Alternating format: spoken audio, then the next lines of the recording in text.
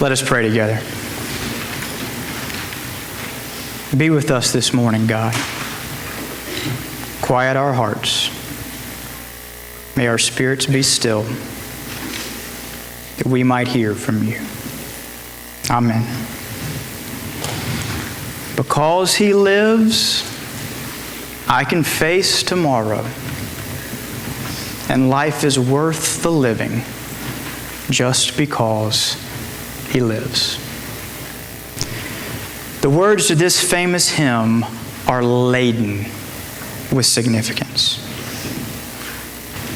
And hearing them this morning, they make me think of another song, a very different song.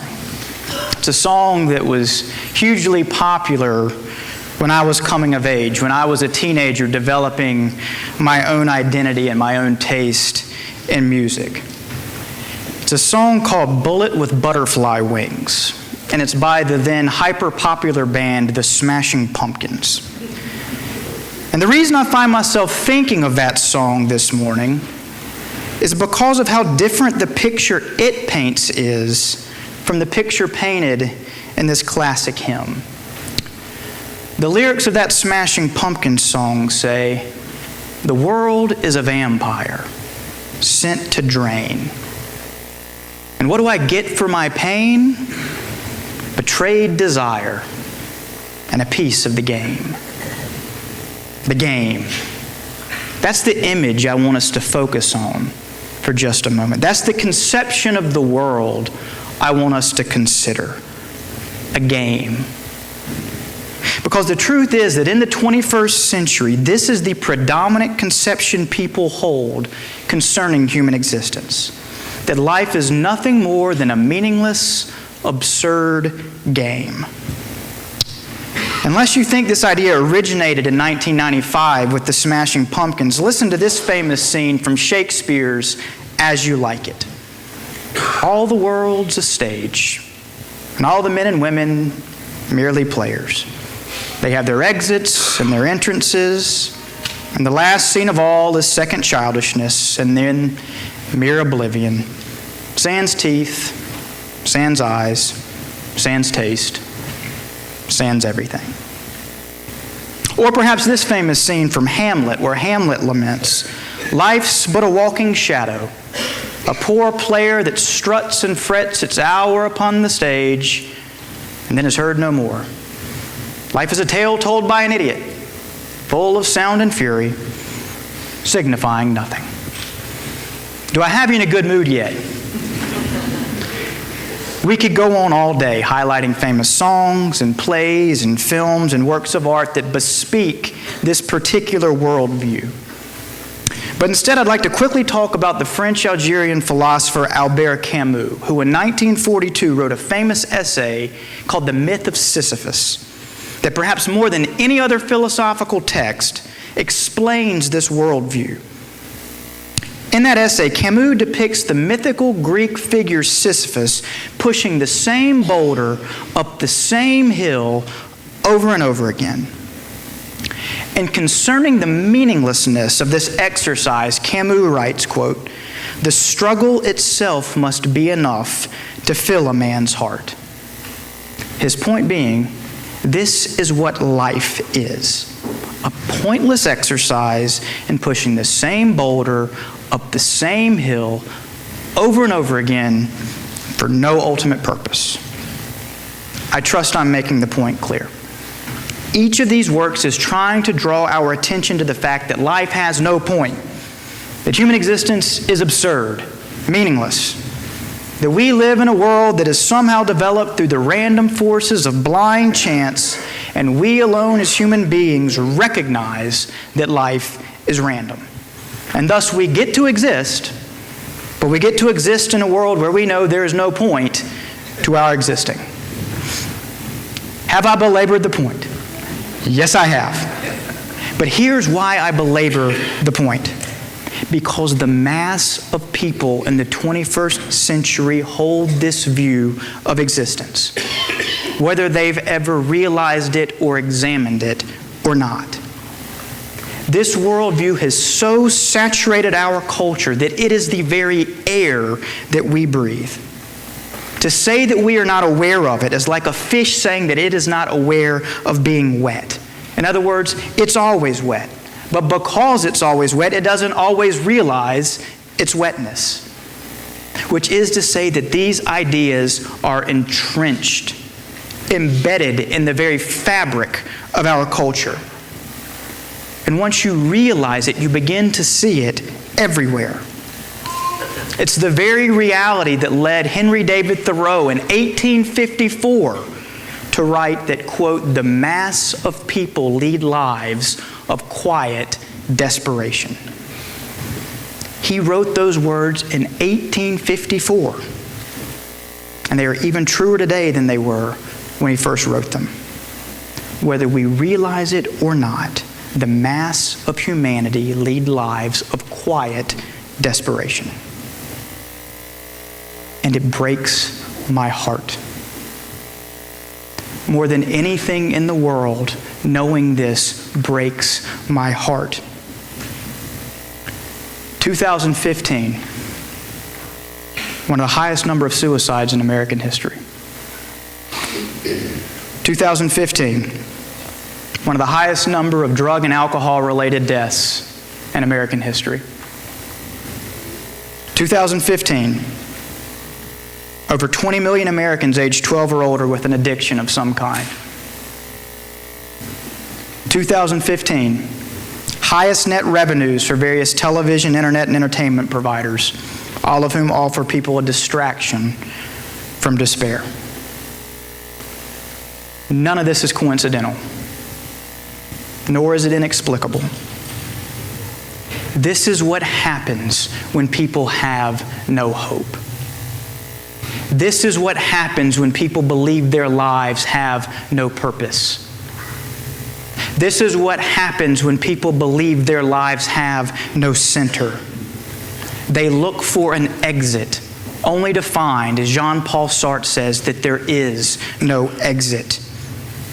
And so the reason I dwell on it this morning, the reason I spend Easter morning talking about something so bleak, is that in my opinion, the Easter story is the only answer to the emptiness and the despair that pervade our world.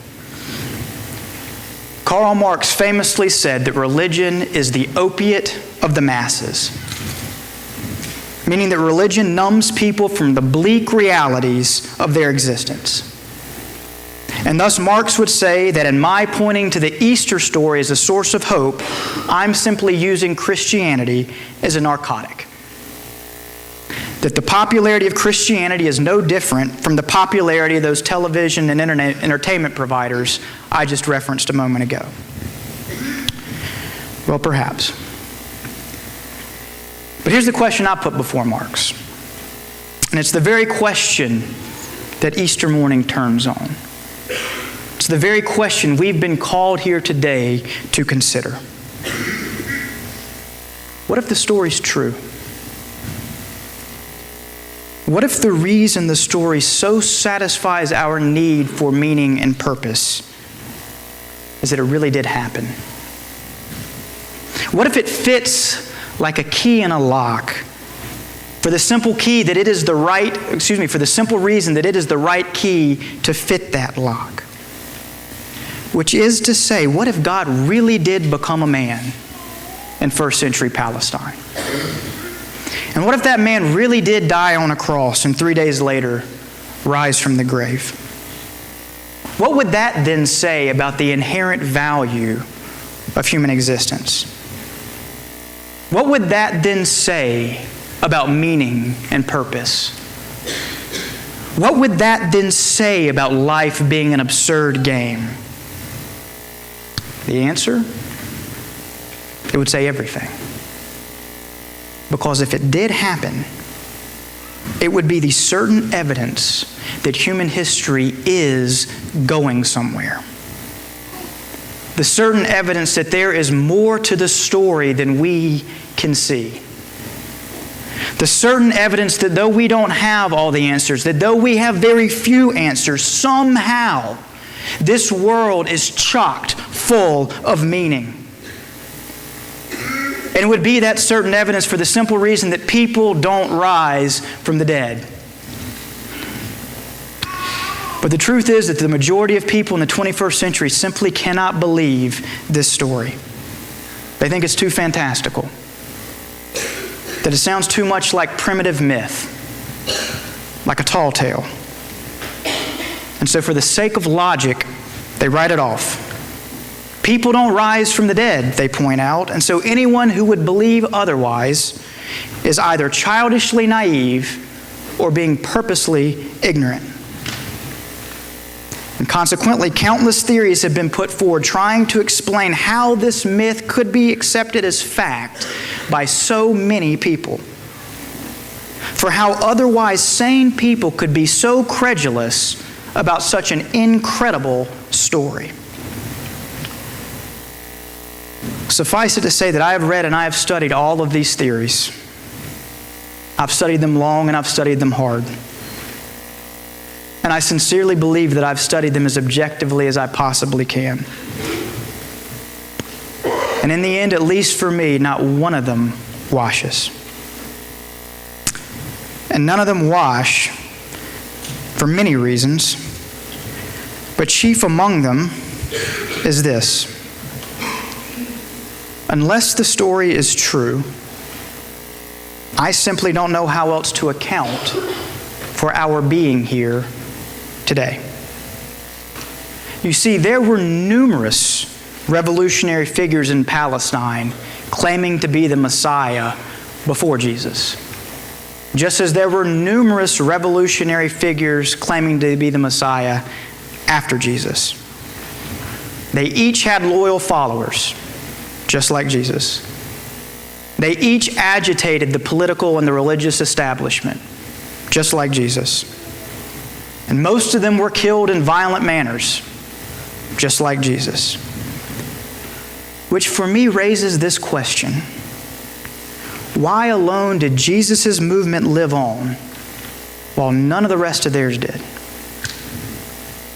Why alone did Jesus' message gather steam after his death while all the others petered out? Or put differently, if the story's not true, how else do we explain our being here this morning in Corbin, Kentucky, in the name of that otherwise random Palestinian man, some 2,000 years later, some 6,000 years removed from where his crucifixion took place? How do we account for it?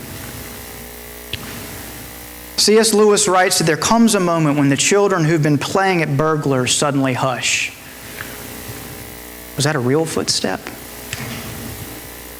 So it is, he says, when people begin honestly searching for God.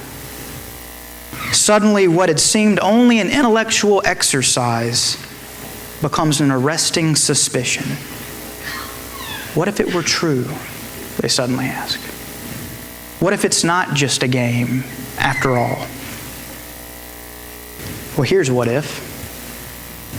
If it is true, if Jesus really did rise from the grave, then the reason that we have such a deep longing for meaning is because there is meaning. For if Jesus did rise from the grave, then it is proof that there is meaning. Because the resurrection, if it did happen, and I believe it did happen, then it is the future arriving briefly in the present. It is a snapshot of that which awaits us. It is a picture of realized humanity. It is the promissory note that our lives have purpose.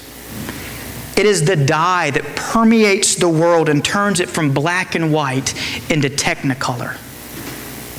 It is the lens through which everything we see suddenly takes on meaning. In a popular contemporary Christian song, Nicole C. Mullen sings, "Who taught the sun where to stand in the morning? Who told the ocean you can only come this far? And who showed the moon where to hide till evening? whose words alone can catch a falling star. And then her chorus sings, well, I know my Redeemer lives. For all of creation testifies. And this life within me cries that I know my Redeemer lives. When I look out and see all the pain in the world, when I see so many people sagging underneath the weight of what they perceive to be a meaningless existence, it breaks my heart that they don't see what I see. Because what I see is what those women saw on that first Easter morning. What I see is what those disciples saw in that upper room. What I see is what Paul saw on his way to Damascus. What I see is what Nicole Mullen sees, and that is that all of creation testifies. And thus this life that is within me cries that I know that my Redeemer lives. The Apostle Paul wrote to the church in Corinth that if we have only hope for this life, then we are of all people to be most pitied. By which he means that this kind of hope is not really hope at all. He means that this kind of hope is no different from Sisyphus pushing that same boulder up that same hill over and over again. He means that this kind of hope is no different from Hamlet strutting and fretting his hour upon the stage. He means that this kind of hope is no different than the Smashing Pumpkins believing that the world is a vampire. Because this kind of hope, he means, is hope in vain. But if Christ was raised from the dead, Paul writes, then we do have hope. And by that, he doesn't mean just any hope. He means real hope, solid hope, firm hope. And as Morgan Freeman says at the very end of the Shawshank Redemption, hope is a good thing. Perhaps it's the best of things. Well, all of creation testifies. And this life that's within me cries that we have reason for that kind of hope. That our lives do have purpose. That as the prophet Isaiah says, we shall not labor in vain. Because I believe that that old story is not a primitive myth. I believe that it is not a tall tale. I believe that one does not have to be childishly naive to believe it. I believe that on that Easter morning, some 2,000 years ago, that man, Jesus Christ, walked out of that tomb and in so doing, defeated death. I believe that He is risen indeed. I believe that He does live today. And so on this Easter morning, might we hear the lyrics to that old hymn and know that because He lives, we can face tomorrow. And that life is worth the living just because He lives. Thanks be to God.